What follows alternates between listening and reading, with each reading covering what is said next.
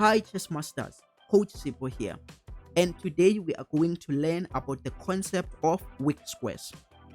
I know that there is a possibility that some of you did not watch our previous video.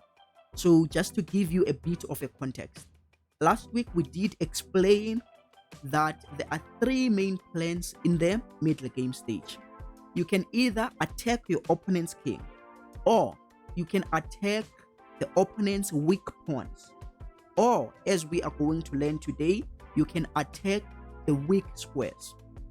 Now, the majority of chess players only know one plan, which is to attack the opponent's king.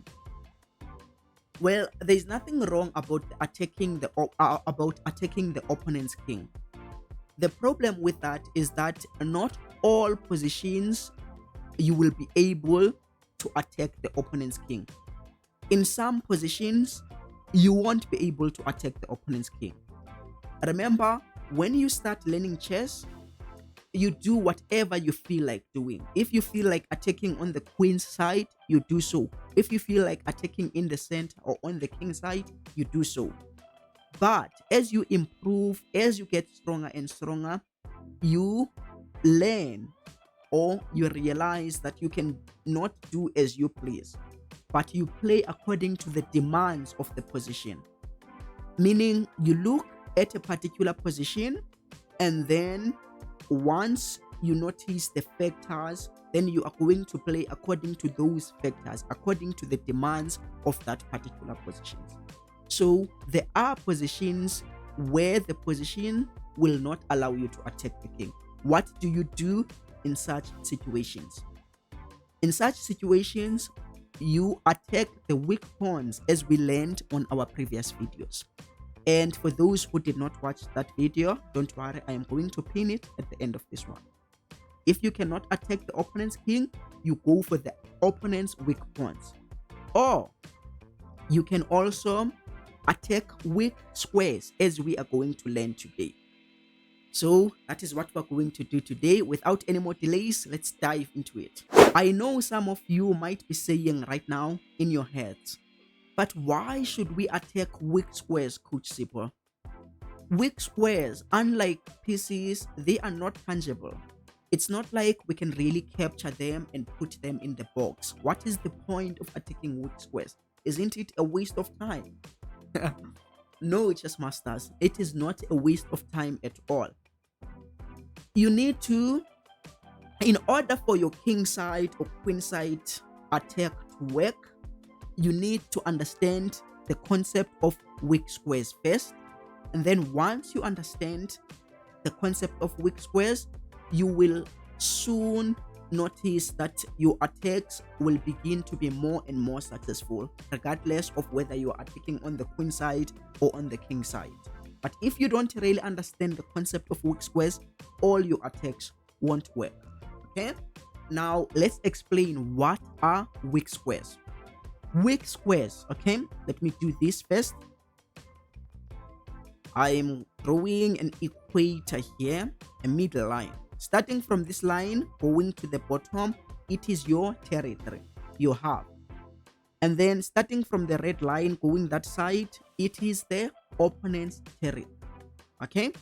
Now, weak squares are squares in the opponent's territory that cannot be attacked by a pawn. Meaning, you can place your pieces in those squares, such as this square. This square can never be attacked by the opponent's pawn.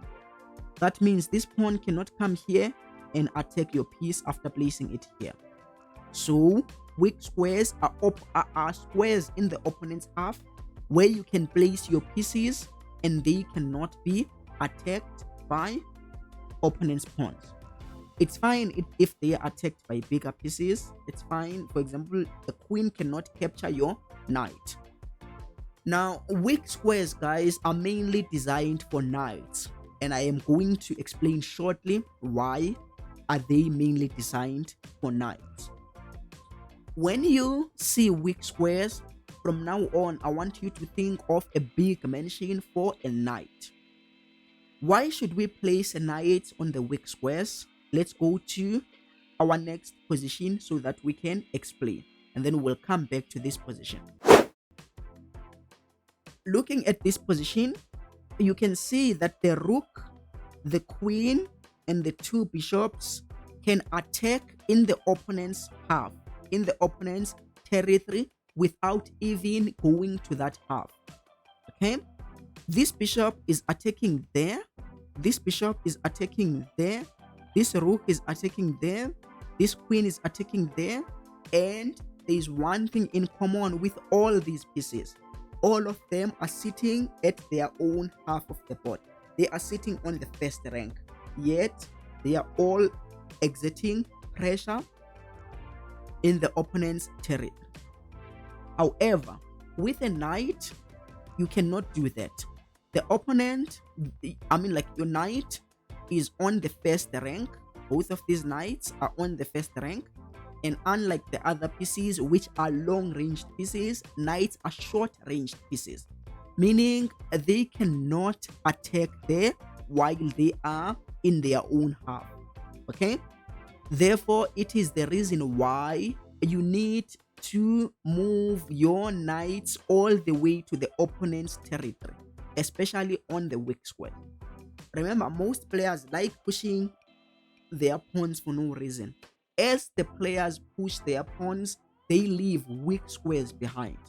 For example, if black could play this move and play this move, now you can be able to place your knight in the opponent's territory, and unfortunately pawns cannot go back and chase away this knight, which is the reason why you should not push your pawns for no reason. But that is a topic for another day. Now we are talking about exploiting those players who move their pawns for no reason. Pawns are more like your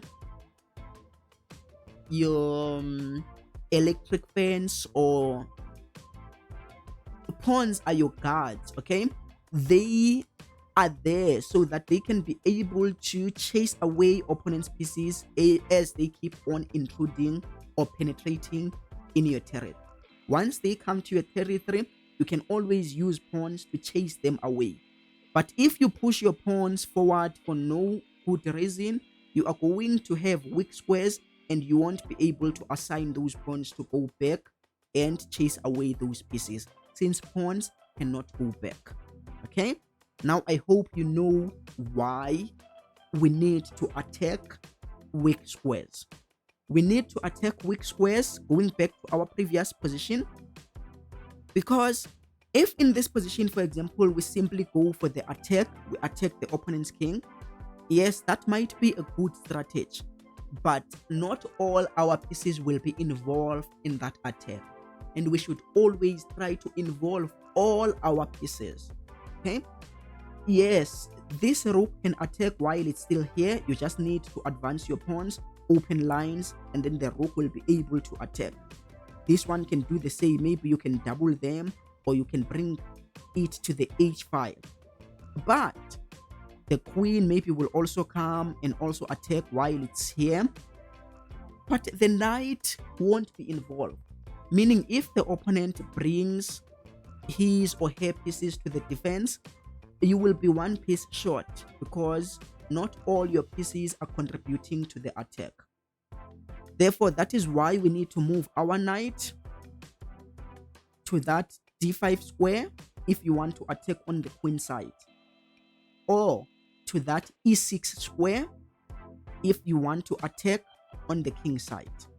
So before you attack, you open lines and start attacking the king, make sure that all your pieces will participate in that attack. Okay, so be patient, don't push g5 first, just play knight e2, play knight f4, play knight e6. Now still don't open yet, maybe you need to double, or maybe the other rook will go to the h5. Now that you can see all your pieces will be able to participate in this attack, you can go on now and attack. Or maybe you will have to make sure that your king is safe first, put it this side where it will be safe, And now you can begin with your g5 move and open the position and grab that opponent's king with its throat. Okay, that is the reason why important squares, that is the reason why weak squares are important, so that you can also involve your knights since they are short ranged pieces. Now I hope you have a better understanding of how to use weak squares, and I also hope that you won't be pushing your pawns for no reason, because once your opponent decide to plant their pieces in your territory, you won't be able to chase them out of your half. Thank you for watching this week's video. And if you missed our previous video, which dealt with the weak pawns such as this backward d pawn, I recommend that you watch the video above. And make sure that you do smash that subscribe button, because next week we are going to deal with how to attack the king now, which is what most players like. Until next week, peace.